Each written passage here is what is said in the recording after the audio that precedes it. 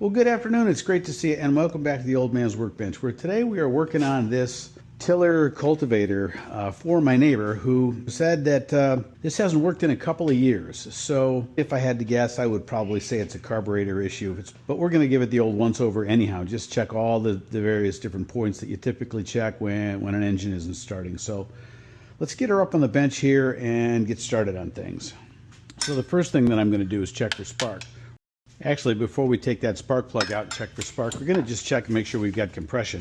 And it seems like we've got plenty of compression, so that's good. Let's take this boot off.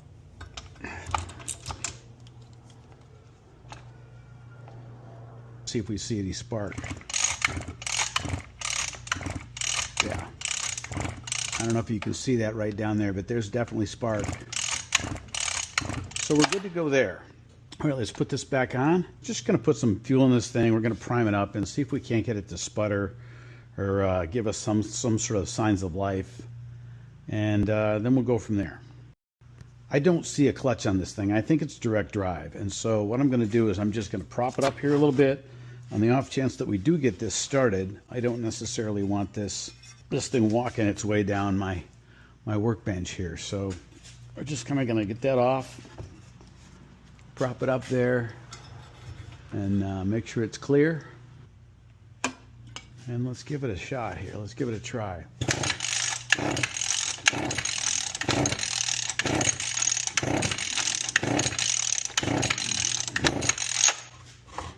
Yeah, nothing. Let's take this cover off.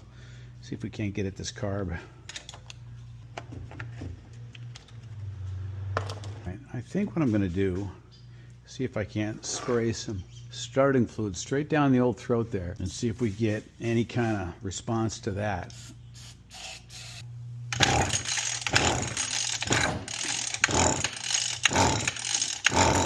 Now we got a little burp, a little bit of a burp.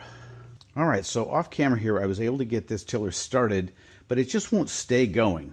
It'll start, it sounds fine, and then it just kind of sputters out. It doesn't stay going for more than a second or two, which kind of indicates that this is probably a fuel issue, either internal in the carb itself, or with some of the lines, or some of the filters here, or a combination of all of those things. So we're going to pull this off, give it a good cleaning, maybe pull it apart, look inside, see if the diaphragm and the gaskets are doing what they're supposed to be doing.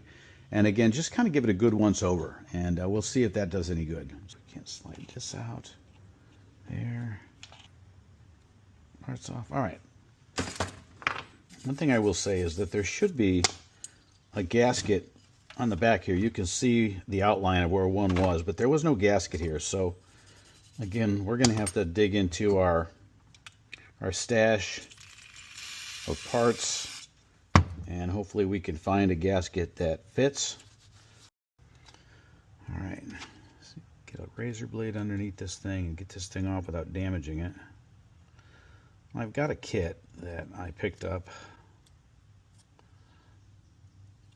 on Amazon for this type of carburetor. It's always just good to have some gaskets and other things. I'm going to show you a screenshot of it here, but you know, they're pretty cheap, and you get all the gaskets, you get the diaphragms inside, you actually get, you know, all the tubes and filters, as well as the carburetor itself. So if we need to replace this whole thing, we can just pop that in, but I just as soon see if we can't clean it first. All right, let's open this thing up and see what it looks like on the inside. From this vantage point, not too terribly bad. Got some gunk in there. All right, there's the diaphragm. And that is supposed to be nice and pliable, and it's kind of petrified. Sometimes you can bring these back to life just by putting a little cleaner on there, a little WD-40 or a little petroleum like that, gum out, and it'll get pliable again. So we'll see.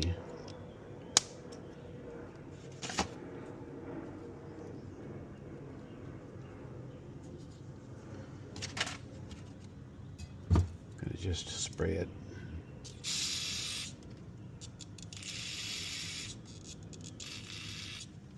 One of the things we also want to do is remove the needle and just make sure that it's operating properly. Again, that was nice and loose, so somebody's been in here before careful to take this out and not lose any pieces. There's the spring. Definitely don't want to lose that. And this is the needle right here, the metering needle that allows the gas to flow in.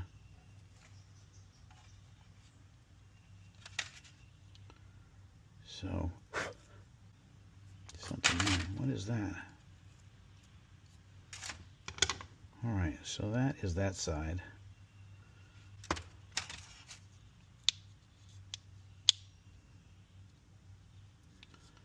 I don't know if I'm all done. So I'm going to take the intake side off next. That's this side here.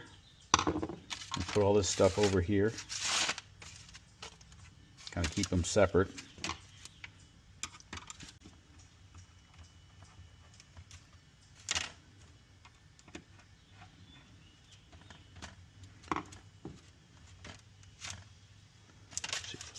Yeah, that came apart pretty easy too. All right, so let's see what this looks like. This should be nice and flexible as well. Seems pretty petrified. Yeah, I don't know about this. Yeah, that's all. That is not salvageable. That is just pieces, parts, petrified. Look at that.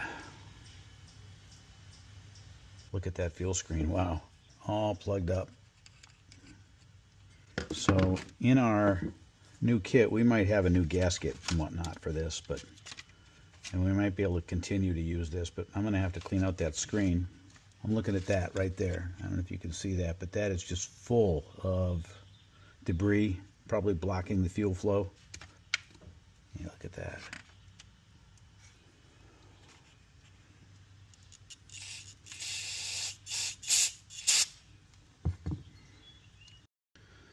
Okay, I don't know if you can see that or not, but we can see down through that fuel inlet now, all the way through. And that was completely blocked before, so that was probably one of the big reasons why it wouldn't continue to run after the initial start. That looks good. I'm going to start putting this back together, and I'll get my kit out and replace this gasket diaphragm here for the inlet side.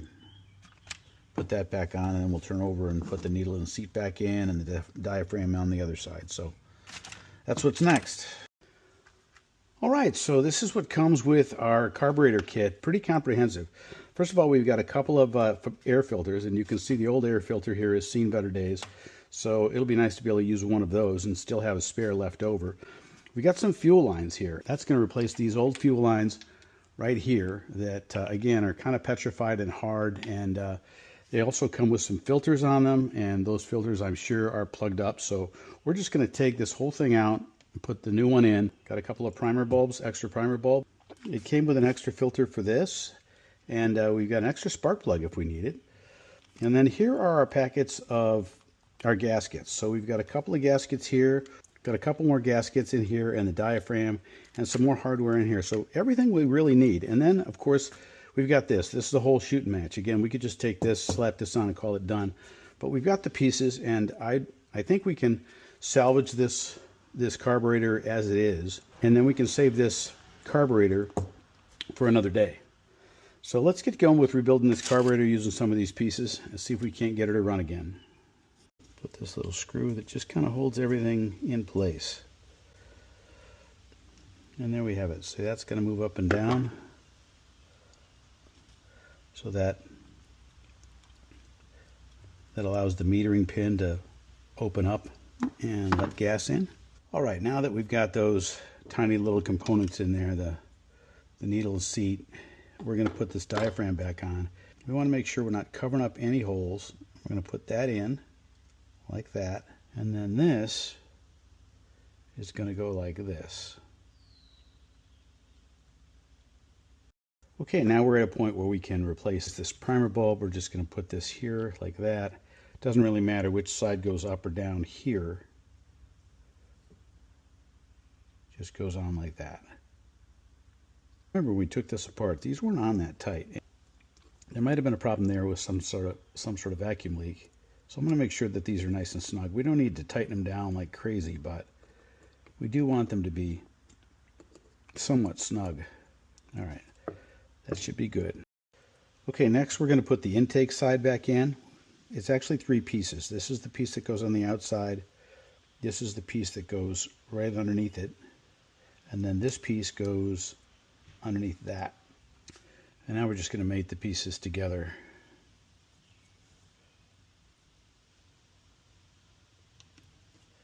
Just like that. Okay.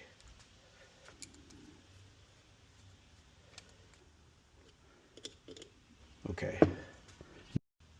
All right, before we put this card back on, I'm going to take this out. There we go. All right. Yeah, see, look at that. That intake just came right out. It probably wasn't even getting any fuel either. So see if we can find that in there and fish that out. Boy, that is just brittle. It's just falling apart in there. Oh, nope. Just more of it just falling apart in there. Oh, yeah, hold of it. There we go. Look at those pieces and how brittle they are. They're just, you know, just snapping. So we're going to replace that with this. That's how it should look. Again, just a wonder that anything was getting up that. I doubt it was. There we go. All right. And now that this cable is out of the way and tucked back here, we can take the breather tube and stick it up in here where it goes. And then we can take the smaller of the 2 lines, which is the main fuel line, and we put it in the bottom orifice of the carburetor. It goes right in there. And then this tube is the return tube for the primer bulb. And it just goes on there.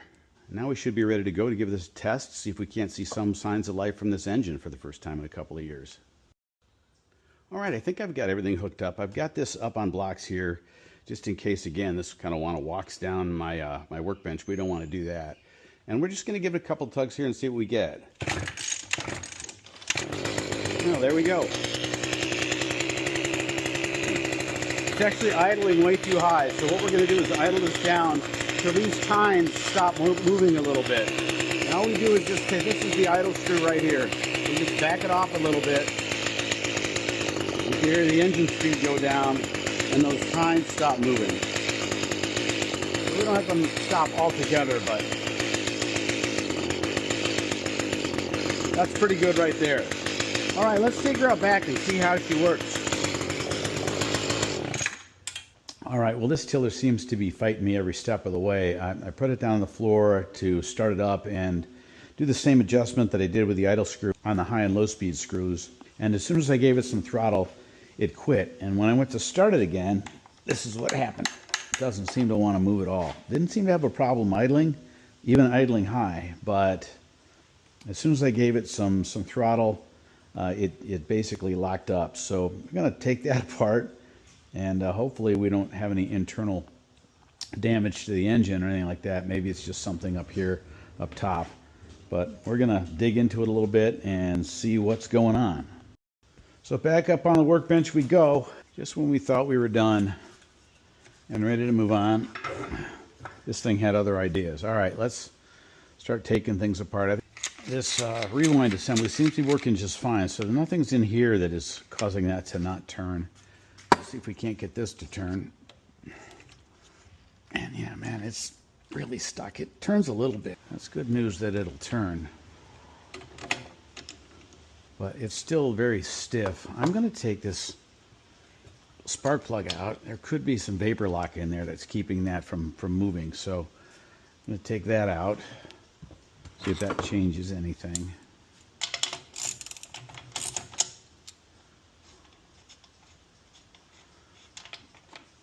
There's always something. Yeah, it's not changed a whole lot.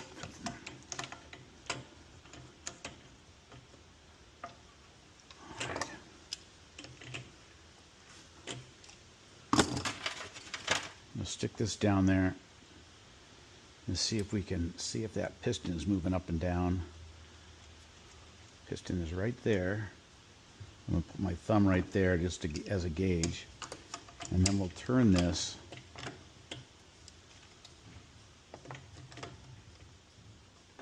And yeah, you can see that it's moving down right now. And now it's at the bottom of the stroke and it's moving back up. Seems to be moving freer now. And then once it gets to the downstroke,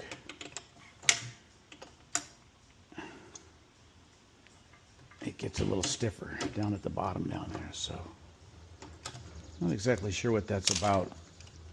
I'm going to take this off and see if I can't see the side of the piston in there and see if there's anything that's keeping that from moving freely.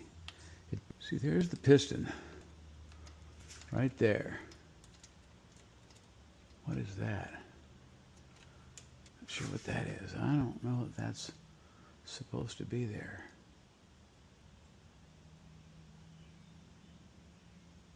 Now, what is that? Can you see that there? Oh yeah, that is not supposed to be there. Oh shoot, I lost it.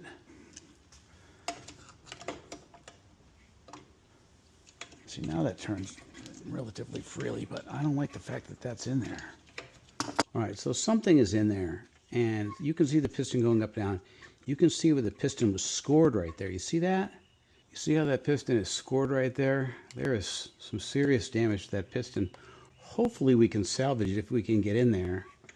The top of it is not scored. You can see the very top there. But something was between it and the piston wall, and yikes. Well, I think that the only thing that we can do at this point is to take this cowling, the rest of this cowling off, and see if we can't take the head off. I'm afraid that there's parts that have broken off inside there. Who knows what's going on in there? And if that's the case, we might just have, you know, a paperweight here. So, but we'll get in there and see.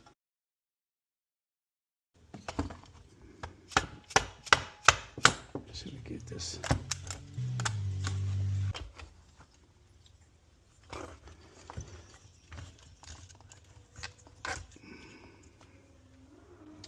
Oh yeah, look at that piston. Look at that piston all chewed up. That piston is toast. And so there were pieces of that were getting caught up in between. Unless I missed my guess, the cylinder head walls are toast as well. So I'm really disappointed. I was kind of hoping we'd be able to fix this. I'm going to see if I can't get the rest of this thing apart. Wow.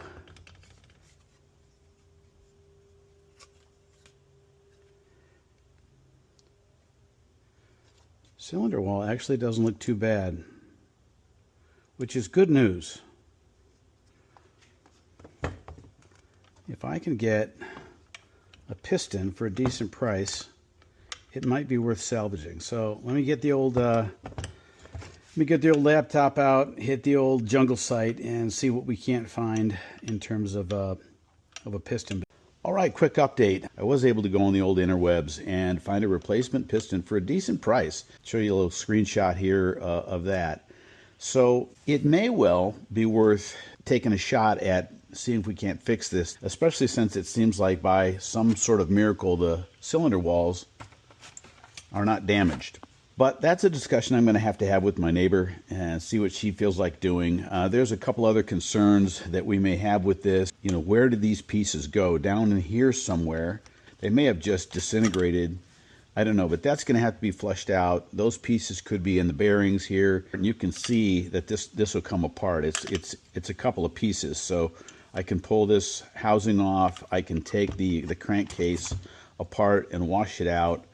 But then we get into seals and we get into bearings and we start going down that rabbit hole of different parts. These little tillers will go upwards of $350, maybe almost $400 these days. So, you know, if we can fix it, it's at least worth having a discussion about, and then we'll see where we go from there. As for this video, I think this is a good place to end it. I'm disappointed that we weren't able to get this thing running. Appreciate you guys sticking around. Certainly, if you enjoy this kind of content, give us a like, leave a comment, and by all means, take a second to subscribe so you don't miss what's coming next. If we have a follow-up to this video, you'll want to see that. And we very well might. So, again, thanks for stopping by, and we'll see you in the next one.